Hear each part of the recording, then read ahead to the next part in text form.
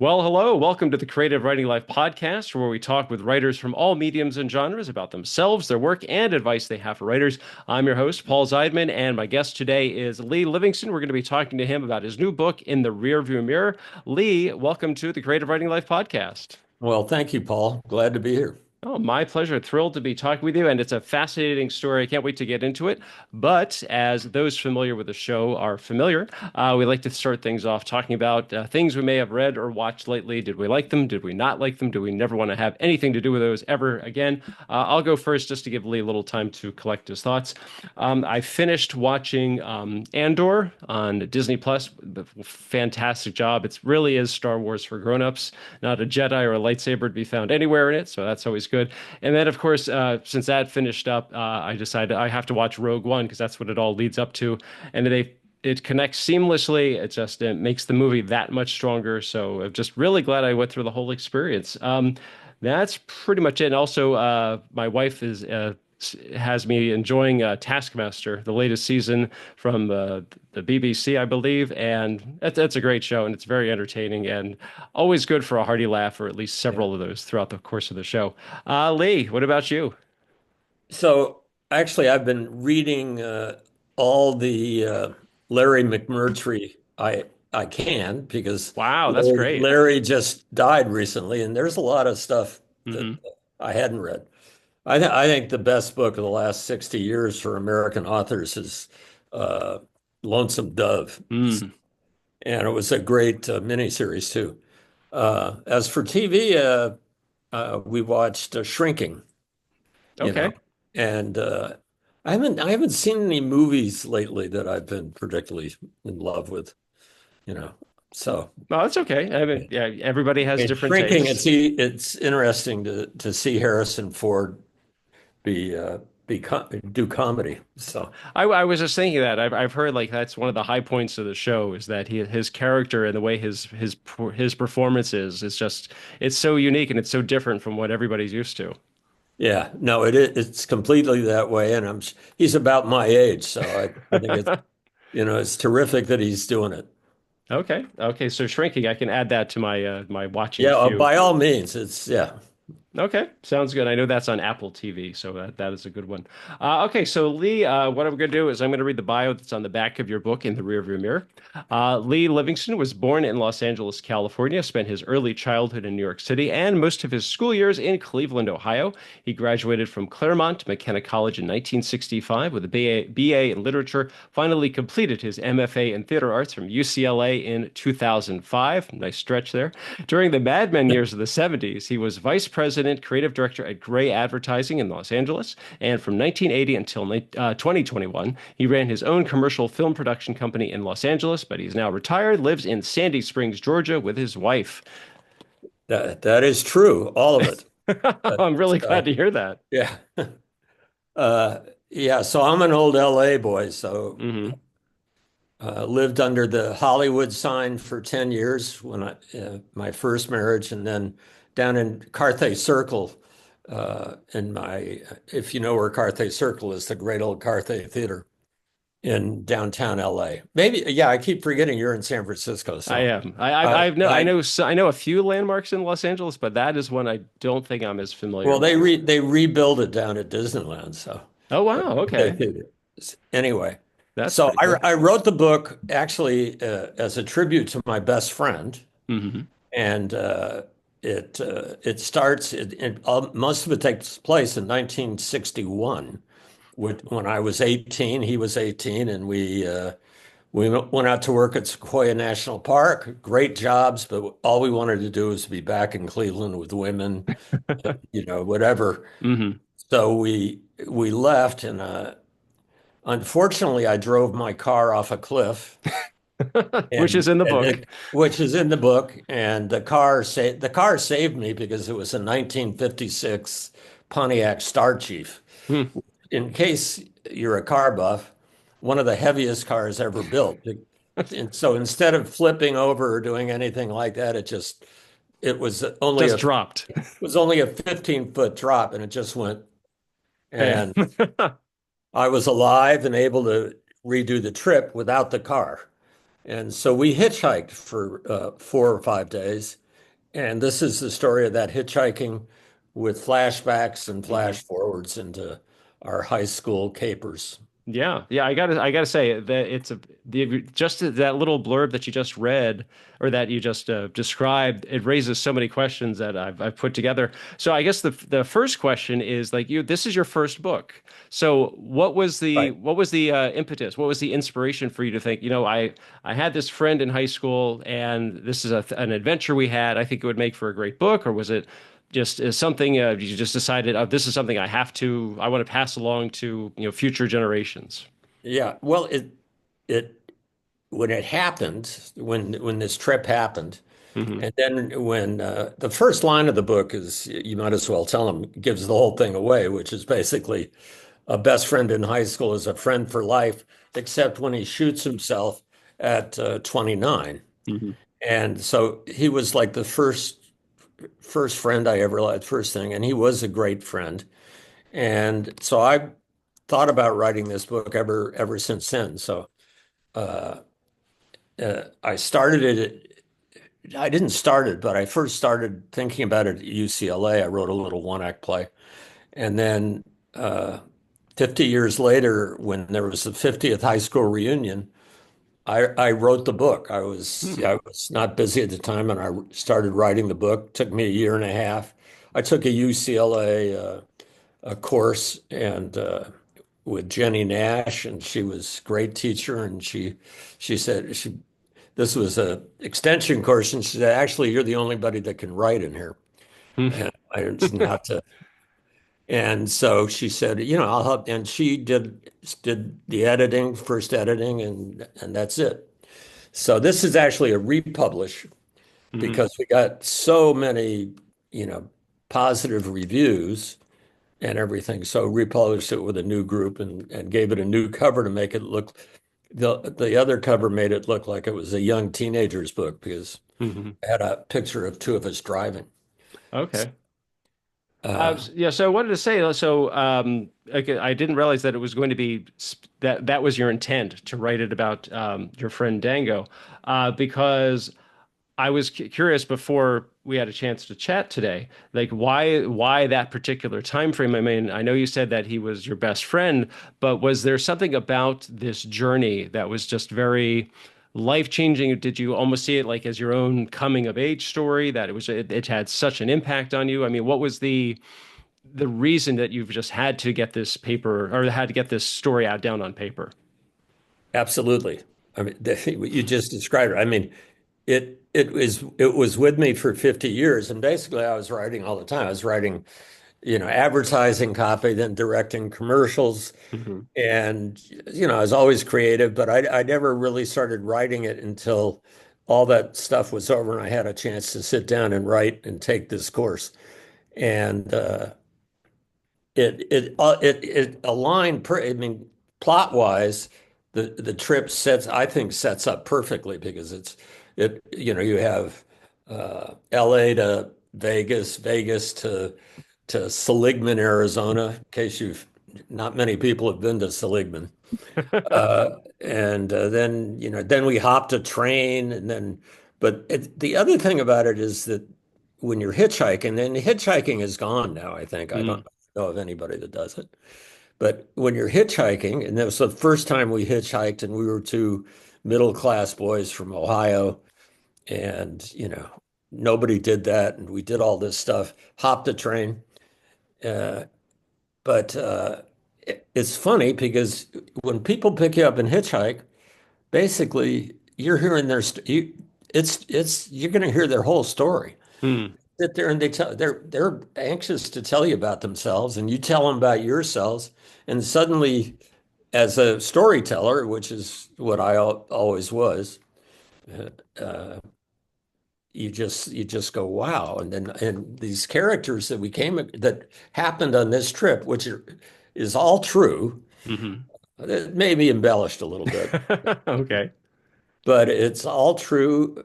I mean, they were incredible characters, and I also say this is something that could only have happened in America. This is an Mm. American story.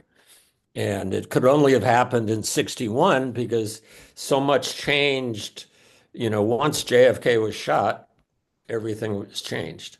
So this is totally taken from my memory of that time. And it flowed pretty well and it came out well. And Hmm. then, Well, okay, that raises two questions that I had. The first one is that, as you just said, this is further proof that things were so different in 1961 that, two 18-year-old guys hitchhiking from LA trying to get back to Cleveland. I mean, how do you look back at that now with, all of the experience that you've had with your present day eyes looking back at, 18-year-old you, and do you think anything besides how the hell was I able to pull that off? yeah, I do. I was scared. My friend's name was Dango, by the way. So, he was the daring one. I was sort of the observer and but I went along with it and we loved it and the things we did. I mean, it was an incredibly powerful trip because you're never going to do it again. Hmm. It's never and I don't think it could happen again. I don't think hitchhiking is gone Hmm. and cell phones kill a lot. I mean, without cell phones, we were basically lost in the country for 5 days. Our Yeah. parents, we told them we were on a Greyhound bus, so and they were mad at me and everything. The trip was fantastic and just had to be told. Oh, yeah. Uh, and it So was cathartic to go through the his sickness. He was bipolar, which mhm. we had no idea at that time. Right, right. Yeah, I was going to say, in a lot of ways, that your friend Dango, he's more of the engine that's driving the story, and like it's almost like you're there as an observer because he's Right. the one who's pushing you to do both of you to do these things. So, was it that just the way he was, this very larger than life personality, and was it was it tough to not have to draw attention to himself, or was it he just had to? Not that he was like craving attention or had to be the center of attention, but he was kind of like that was just his personality. That was his personality. I mean, he literally people did love it. I mean, he was very open with people. In fact, that's the whole one of the things I say about the book. I mean, the roads were open and people were open. I mean, Mm, and Dango could get anybody started. He was friendly with everybody. I mean, we go into a little bit of the racial stuff back then, and he worked with black workers and on our summer jobs hmm. and they became his friends. And we used to go down to Cleveland. I called a black city because it was pretty boring for uh, white teenagers. But we would go down to Cleveland and hear B.B. King and the Coasters. And one time we even went down and they let us in the bars at Hmm. 17 and 18 as long as we paid the money and looked kind of I didn't I must have looked 15. But they let us in, and the music. I mean, I heard Aretha the first time, and she couldn't have been too much older than I was. But it was incredible time. It was an incredible time to be going through the country without a clue. Yeah, yeah. One of the things I was just amazed at over the course of the whole book was how much detail you're able to go into. It's not just about names and places, but you talk about, the car, the color of the car, like what this family it was the great story. Like this family, they tried to become farmers in Iowa, it didn't work out, so they're going back to Connecticut. And the mom pulls out, Wonder Bread and peanut butter and jelly and makes sandwiches for everybody. It just the level of detail, it's just so amazing. I kept thinking as I was reading the book, how is Lee able to do that? Did you have journals? Was it just memory? Do you just have No, like an amazing photographic memory? no, it's not an amazing photographic memory because I can't remember something that happened just before we started this. I mean, my memory, but my memory for back then and back in that trip, and once I got into that, I would write 2 hours a day, usually in the morning, and I would sit there and I write longhand, and then type and make corrections typing, and then give it to my assistant. I had an assistant then, and my assistant would make the typing better, and then we'd edit from there. But uh, the memories came flooding back, Mhm. and they were exactly the way I described them. Uh, Wow. and it's fun. I mean, it's a fun, but I mean, it has there's a tragic overtone, but Dango was more fun than he was tragic. I mean, I'll tell you. Exactly.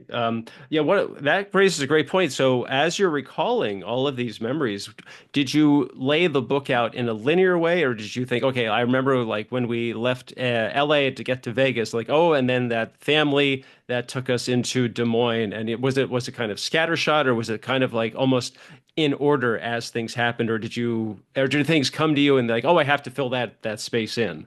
No, no, that was the best part of this class with Jenny Nash, because with Jenny Nash, you have to outline the book before you write it. And the book outlined perfectly because I would do the book by each basically ride. Mm, there's this ride, there's this ride, there's this. And so each chapter I'm gonna, you know, Amarillo to Tulsa, yeah, Tulsa to St. Louis. And all those were different rides with different people, very different characters, and the people we met along the way. And I mean, we have an ex-con, and he sells porn books, and he's one of the he was terrific. And what are and the two black guys that drove us into Cleveland, in their 20s, hmm, and stopped on the freeway because we actually went up on a freeway, which one of the first built freeways, Columbus to Cleveland, and you're not allowed to go up on them, of course. right, But we figured it was like 12 o'clock at night, and we figured, well, we'd rather spend, if the police came, we'd go to jail, spend the night rather than sit out there in the freeway. But sure. it's just that kind of stuff, and it did make a difference with me because I went home, and a couple of months later, I explained to my parents what we'd done, and they loved it. And I think part of Dango's problem was he never did, yeah, his parents weren't. He had a mother who I Mm. think was bipolar too. So Yeah, I she think does not come across well in this story that he is definitely on the receiving end of all of her problems. it sounds like it, because he was a junior, so he had the same name as her father or her husband. Mm-hmm. And it's just tragic. That's the sad part because he was not that badly bipolar, but we drank a lot you know Hmm. for teenagers, which Right. and there were no drugs then, so it was much Hmm. more. It Yeah, was I thought was what also was a really interesting touch because a majority of the book is about your trip to get from LA to Cleveland, but you also have a few interactions that you had with Dango and a few other people. uh, right after the trip, and also a few years later, and then even a few years later after that. And I guess now, hearing you talk about it, it seems like it makes them more relevant to the whole story. That it's just like, my friend and I took this trip this one summer, and you could have ended it there, but just to have these like. I guess you'd call them follow-ups, like several right. epilogues to explain Well, like yeah. this is what happened. Well, yeah, it's really, I think that the reader gets to know Dango pretty well. Right. And as some reviewers said, they get to know me pretty well, probably better than. But it reads. I think it reads like fiction, and it goes, because it really moves. And It does. It does. Yeah. The chat. There's probably like what, a dozen or 13 chapters, and each one is a fast read, just because of the way it's written, but also the this description. Excuse me. The description of all the things that you and Dango are going through. The conversations you have between the two of you, and interacting with the people who picked you up, and also like when the two of you are riding the train, and like I think there was also this for me. There was an underlying fear slash dread that something bad was going to happen. Like, you go into the diner and you come out and the car's gone. All your stuff is gone too, but that never happens. No. It was all not it was all sunshine and rainbows, but it was all just like everybody was congenial and friendly and just willing to Well, help you out. we had it close to happen we had another accident, uh, Mm. falling asleep at the wheel, so that was, but, and that could have been disastrous too, just like Mm. my driving off the cliff. But cars were built a A lot. little sturdier then. They sure were. They were solid metal. One of the things I wanted to ask you, so what were some of the challenges in writing such a personal story? Like, were there details you wanted to include, but you didn't, or were there ones you did and decided, actually, I don't need this. This is a little extra fat that can be trimmed? Yeah, there were stories I didn't tell. Hmm. For one thing, we went to a prep school, and I don't say in the book, but I was kicked out Hmm. for that. But I didn't think that started to be my story, and I didn't Hmm. think it wasn't important to this story. Sure. Uh, there were other personal things that I didn't tell that just it may be too personal. Although I did have people come up to read it and come up to me and said, "How could you, you know, say some of the things that you did, Wow. about, well, there's, but those things happened a long time ago. And Yeah. hey, I'll Yeah. tell you, when you get to the age I am now, 18 is very, very innocent and you're very stupid. Okay.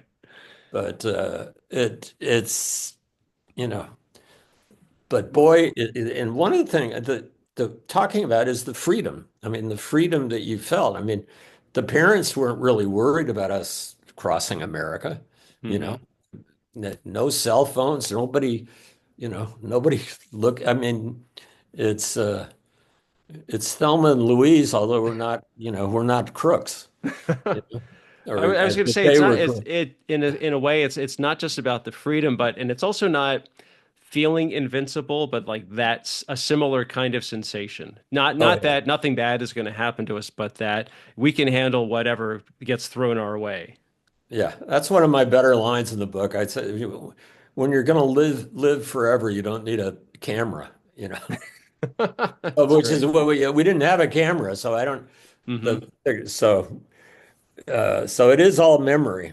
Yeah, So yeah. Were there times that you may have had too much detail in some of the story and you decided, actually, I can dial it back? Not just things that you didn't want to include, but maybe you felt like some of these things are slowing the read down, or that, people don't really need to know that much about this part. oh God, no. Because when we published this news, I did cut some things that happened that I had written in there about some things I did with my parents, I think, Hmm. which weren't necessary. But I left. I mean, I don't know, the going to a burlesque house and seeing Blaze Star. I mean, Sure. people have told me that's the most lot of. I mean, there's fun, all that stuff we did, which was crazy, but we did it, and people should know. People should know about Blaze Star. I mean, she Hmm. was terrific, and much better than the Lido de Paris that we saw in Vegas. Right. Yeah, I do remember you describing that one. What would you say, in your whole experience in writing a memoir? What were some of your biggest takeaways from it? I mean, both as a writer, as a creative, and also just as a reflection upon your own experiences. Just I loved writing it, and I don't. It's hard for me to write, and I'm sure it's hard for you to. I mean, it's hard for writers. Writing is hard Hmm. because you have to sit down and do it. And my writing background was, started writing little ads for, the little brochures for the bank, or I did this. Then I started writing all these commercials and things like that. But so I had the time I had to write and create. But I mean, I had fulfillment like after 30 minutes. Hmm. I mean, to sit down and write something for a year, basically, was what this took. I mean, that I had never faced anything like that before, and I'm trying to do it again Hmm. to write about some of the ad days, and it's hard. I'm not. It's not coming as quick as this book did. That's for sure. Sure, sure. Well, I And think that's one of the things with writing is that when you're writing something that's exceptionally personal to you, yeah, that you want to get it out there, but also maybe you're a little hesitant that you don't want to reveal too much. Or some people are just like, oh, I don't care. I'm gonna just, lay myself out literally like an open book and just I let the chips fall where they may. don't you think most writers do that? I It do. depends. I think it I mean, depends on the I'm writer. having read all this McMurtry that I just read. Going through it, there's some stuff you can just see McMurtry. Some of his early stuff is just putting himself out there like a. I mean, he drank too much too. Like we all. I don't know if you did, but I know what I did during those ad days. I mean, you know, I'm boy. I'm down. All I have now is one glass of wine every other night. So that's where my drinking has gone. And during those wild ad days, it was in LA. I keep thinking you're in LA, but LA was. Well, I'm I'm still sure San California. Francisco. Yeah, San Francisco was as wild as LA. I was gonna say I'm Uh, close to wine country. I don't know if that counts either. that's yeah. Well, that's true. So, So so okay, my drinking is long gone, and I'm sure okay, that helps me write. I'm sure because when I back in those ad days, I did a little coke. I mean, and those things aren't in the book, but there was cocaine. There was also all that stuff, and I couldn't write anything then. sure, sure. You kind of alluded to this a little earlier that you've talked about the reception to the book. I mean, has it been just a wide spectrum of people thinking, "Hey, I went through something like that too," or this is just Yes. like what happened to my brother? Yeah, and And this are there people leads like, me. "How dare, how could you put your poor parents through that type of thing?" No, no, God, no. There was nothing like that, but almost the 5 star. Oh, I loved it, and there's some reviews that make me almost cry. But I get the feeling it's older people just love it. I was gonna say, It- crying in a good way. yeah, no, Okay. crying. Crying because somebody was so moved by it that Ah, they okay. and just just getting those reviews, and it's a lot of them are like, oh God, I did something like this. I really, you've got to write another one. You got to, because they go back to that time. Hmm. And so, I have taken it to retirement homes and stuff like that and sold out, Oh. so they just people, I give a little talk and the people buy it and they love it. But, I What would about love to. what about people you went to high school with? Because you said it was Oh, they love, like oh being yeah. inspired by a 50th reunion. Yeah. Oh, they no, they loved it, and it was like, and that was the 50th reunion. Remember, I'd gotten kicked out, Hmm. so that was the first time they brought me back. That's And it great. was good to see all those guys again. But yeah, no, it was terrific. I mean, it really it it was cathartic and wonderful, and I think people really enjoy the nostalgia. It's a lot of these people that loved it is nostalgia. Some people the only negative comments were people, it wasn't flowery enough, or Hmm. it wasn't, I don't know what they were looking for. Maybe they were looking for I don't know what writer I think is way too. Did anybody say this is too unbelievable? Like there's no way all of this actually No, happened. no, no, no. Nobody said that. But and it was because it was true, I think, Hmm. and these. And one question about the high school reunion reaction. Did anyone say, "Oh my gosh, I remember that too," or "Oh, I haven't thought about that in years," or any like similar kinds of Oh thoughts or yeah. responses? No, everybody, a lot of people were at that the New Year's Eve party that we Hmm. remember we talk about, or since you read it, there's a New Year's Eve party where there's actually it reveals a lot about Dango at that party. But no, all the high school stuff and going around, and one of the girls came up to me and said, "I'm the Susie with big eyes, not big tits." So she came, I mean, and there Hmm. she was 60 years later. I mean, it was like, oh my God, Hmm. so Yeah, I think you make a great point. later on in the book, and that I could really relate to this, is that you're much closer to your friends from high school than you are a lot with your college friends, because I think because you're spending so much more time with your high school friends, and also you're really growing into your personality. Whereas when you get to Right. college, your personality is pretty well established. I mean, it's like that for me. I'm still in touch with a lot of people I went to high school with, and just a handful of people I went to college with. Yeah, and you're open all of every and this is a book about openness, I guess, Hmm. but you're open with those people. I mean, in high school, they know everything about you because you sit there, you have beers, and you go on dates and all those things, and you know everything about everybody. So and it was that's why this was my first real, close friend. Hmm. And this is male close friends too. I think women have totally different things, experiences, Hmm. Yeah, yeah. especially in high school. Also, the other thing about and I don't want this to come across as a male book. I mean, females gave it great reviews too, Hmm. loved it, and especially if you go into retirement homes. Most of the people in there are female, and they wanted to read it and loved it.